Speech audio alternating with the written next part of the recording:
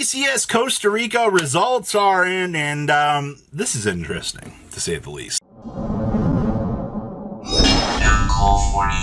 Welcome to your Tier 0 format! Make sure you guys smash the evolution grab out of that subscribe button so you guys don't miss out on your more awesome content. Holy crap, man. So this is a 3-3-3 event. So these results and Vegas results are going to look very interesting overall as to what you're going to expect out of this. Now, top 16. You had 23 Fire Kings. So technically this is going to be top 16 times 3, which is going to be technically your top 48 decks. So if you're like, wait a minute, this doesn't make sense, it skews. So 23 Fire Kings. You had 16 pure Snake Eyes, actually. I'm reading that correct, right? Like, that's a huge shift in these builds. Now, if you want to get technical, if you want to add these two numbers together, that is technically 39 Snake Eyes variations running around, but I still refuse to uncategorize Fire King and pure Snake Eyes because the splash engine of Fire Kings makes all the difference. And to people that don't seem to understand this, well, shocker, but interesting to see the least. Now, for Voiceless Voice, that's processing. That's our next highest deck is just 4. That's not good. 2 Cash Tira. Robbie, but you said Cash was supposed to be the challenger out here. Yeah, on a if everybody's playing Fire, Cash is gonna struggle out here. Like, it's bad. You also had 2 Branded, and you had 1 Flaunderies in your top 16. This isn't... Where's the rest of the meta at? Well, it's a 3v3 event. Yeah. Top 4. So this is going to put you basically 12 decks in representation. Fire King Snake Eyes, your highest represented deck in the top. Okay. Your 3 Voiceless Voice decks managed to carry themselves on over here as well. But the scariest part about this is you also had 4 Snake Eyes decks in the top 4 as well. So, according to conversion rate, that is 75% of your top cut in top 4 is dedicated to the Snake Eyes package.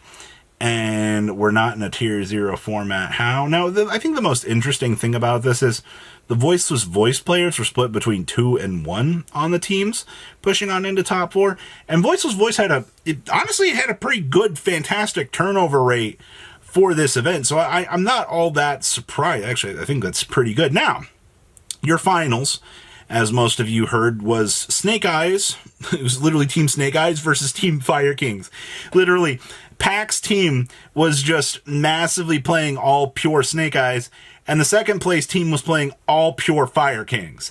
So the fact that, once again, you have the opposite story here that you saw out of the UDS with, Jesse Cotton playing the Fire King build overcoming pure Snake Eyes. Well, unfortunately, on the flip side of the equation here, pure Snake Eyes overcomes the Fire King variant, leaving you with a 50-50 split, but Snake Eyes edges itself over the competition here for Costa Rica. And I already read one of the best comments I've ever read. All these people coming down to these tournaments playing these expensive decks, and players in the local community cannot even afford to pick these up. Well, Yu-Gi-Oh! It's the best response I've got to that.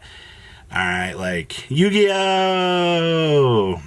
This game makes people question themselves some days, and I perfectly understand that. Let's pass on over to those deck lists. I want to start off here and say there's not a lot of public info as of filming this at this moment. I do expect that more will come out over time, but this is what I can currently see for info. So starting off here, we have a Voiceless Voice. Now, the first big argument that I want to point out here for this Voiceless Voice deck is a lot of these builds that we've seen on the TCG are doing one of 2 very important things.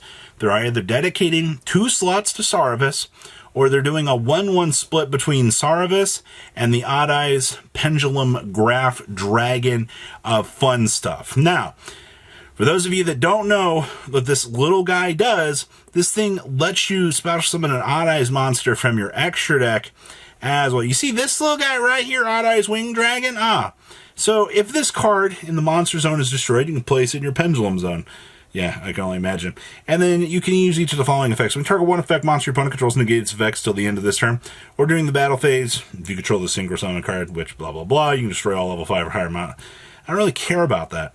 The things I care about here are we can actually beam this out off of the pendulum graph, and we can do some pretty disgusting things. Now, as for the rest of the deck here, I mean, I've been pretty vocal about Super Poly right now. This deck has, you name it, this deck has an answer for it. Like, you have the Draco Knight, you have the Earth Golem, you have the Ints, you have the Garua, and you have the Mud Dragon. Like, which friends do we need to call up on the phone out here to get in the Super Poly van so we can actually do things? Outside of that, I mean, okay, so you have Drolls, you have the Ashes, you have the Imperms, and I mean, the rest of the deck is just generic good stuff. I also do believe that Summon Limit helped this deck out very, very strongly, giving it an actual chance to kind of keep up with the meta and be able to do things. So, this is your first Voiceless Voice list. Now, okay, you see an interesting little shift here along the way. Hello, Potts. How are you? I love you. Good card. This build does do something that the other build really didn't, and extends out the hand trap package. So instead of, dedicating, more slots to things, we have Effect Veiler. I honestly think right now that Effect Veiler is kind of crazy. Effect Veiler guarantees that if you see 2 of these, you get double effect negations on your opponent, which should put you into a good position. We've kind of reached the point right now that you need to see double hand traps in order to, unfortunately, win the game. And it's very, very shocking to see that. Hey, look, somebody else is playing Delta out here. I appreciate you, Delta. It's really cool. Now, we did see Jesse at the UDS side Solemn Strike. It takes a monster off the opponent's field, which means you can't Snake Eyes Ash, troll me. And it also can blast an effect that can be an issue for you. Strike is actually a pretty important card right now. And a lot of decks, especially like if you're playing into this, I don't really think you're too worried about Voiceless Voice player sets when you're like, oh, it's an Imperm, Solemn Strike, I think, is a very strong surprise factor of this meta. And I honestly do think a lot more people are going to be shocked. Yeah, no pun intended there. Going to be shocked to actually see, what more of this can do. And I think this weekend proves that Solemn Strike is on the tech list for this format. You've just got to be able to, make sure you can go first with this. If not, I mean, these little duos here are here to help you along the way, so you can do your thing. Also, shout out to Double Dynamondo. Gotta love this card, man. Like, it's absolutely so good. See if he chose to play Odd Eyes Rebellion Dragon. That's kind of cool. All right, and our last list we have back here. Man. It's another day in the Fire King office out here. So this build playing Double D of Bellstar. Pretty good. There's the Arvada that people told me that people were not actually playing in Fire Kings and it was a terrible card, as per our discussion video. Interesting to see that it's almost like it's become very good. And Negation is very, very strong. Double Kieran, very standard. Yeah, all of this in the main deck here feels very standard. Ooh, but 41 card. Yeah, 41's fine.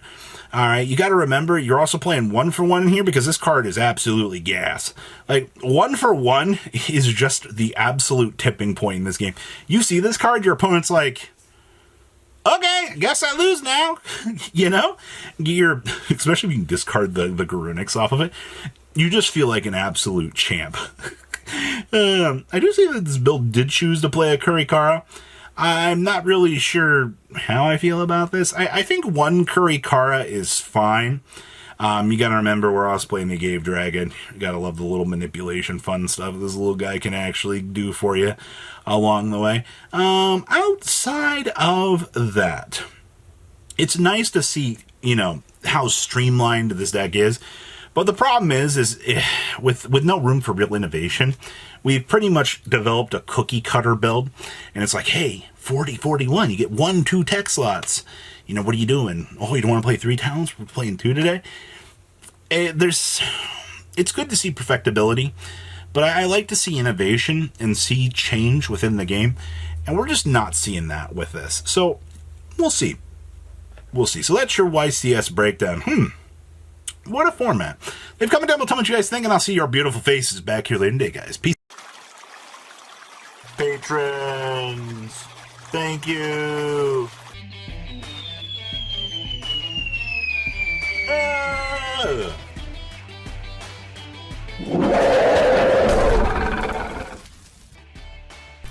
Thank you so much for watching. Check out these other videos.